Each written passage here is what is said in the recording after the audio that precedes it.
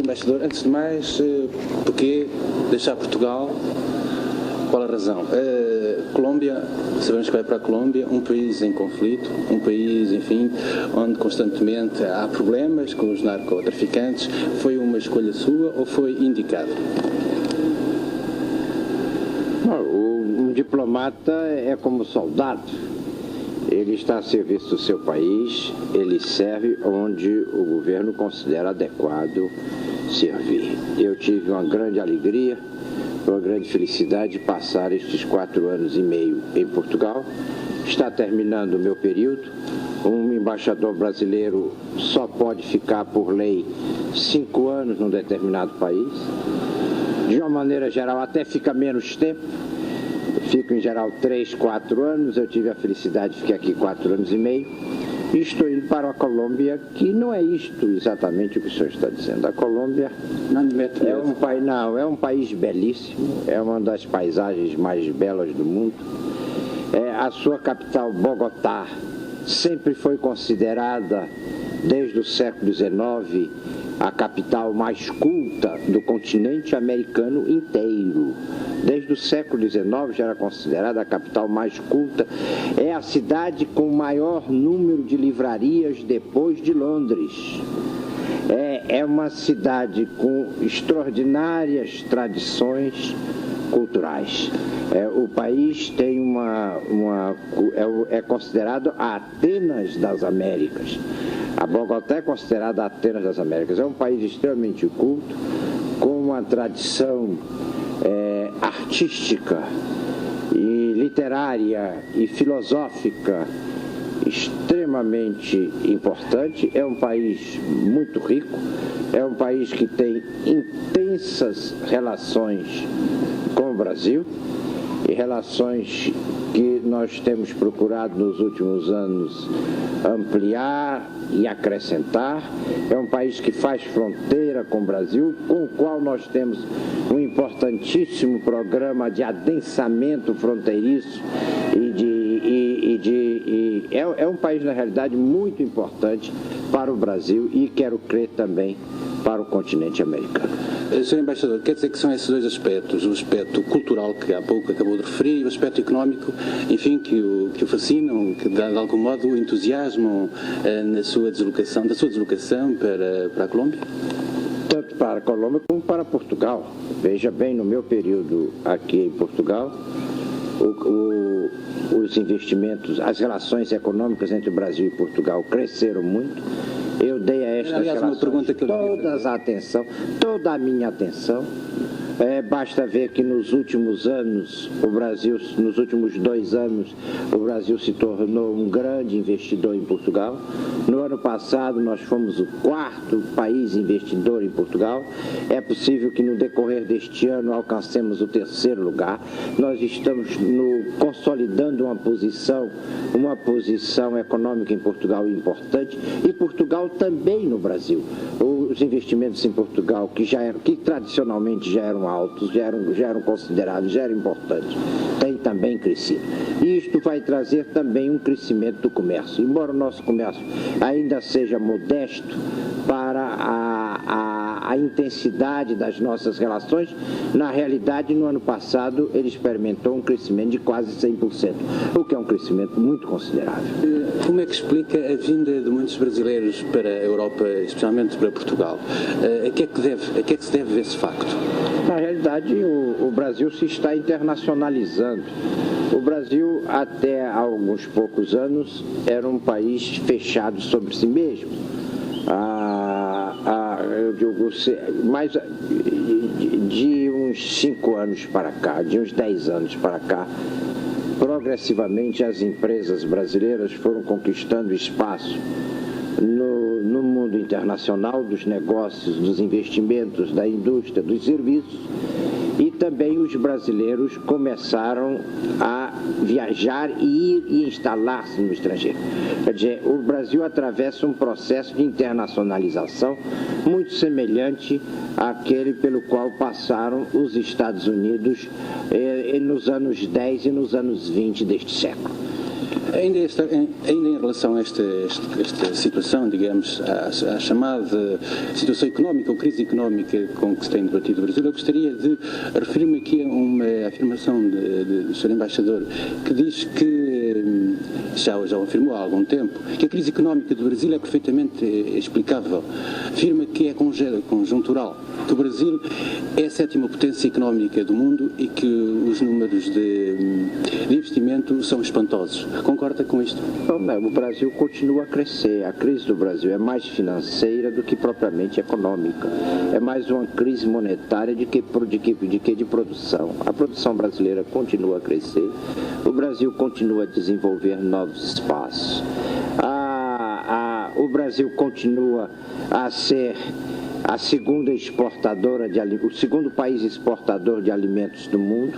Nós continuamos a ter o terceiro superávit comercial do mundo.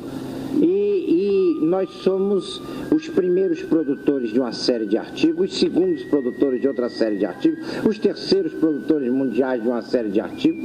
Nós hoje produzimos desde aviões, desde os produtos tradicionais como o café, o açúcar, o algodão, até aviões, até computadores, até produtos industriais da mais completa sofisticação. Sr. Embaixador, tudo isso é muito bonito, mas fala-se de uma grande inflação que afeta nomeadamente as classes mais desfavorecidas. Como é que explica isso? Acha que Clouro de Melo, já agora gostaria também que me desse a sua opinião sobre a governação do atual Presidente da República do Brasil? Eu acho que estamos fazendo todo o esforço, o governo está fazendo todo o esforço para conter a inflação. A inflação é o grande problema brasileiro. E não é um problema novo, é um problema que já se arrasta há mais de 25 anos e que nos últimos anos tomou contornos especialmente alarmantes. Quer dizer, o grande problema brasileiro é realmente o problema inflacionário. E este problema que nós estamos procurando fazer todos os esforços para conter.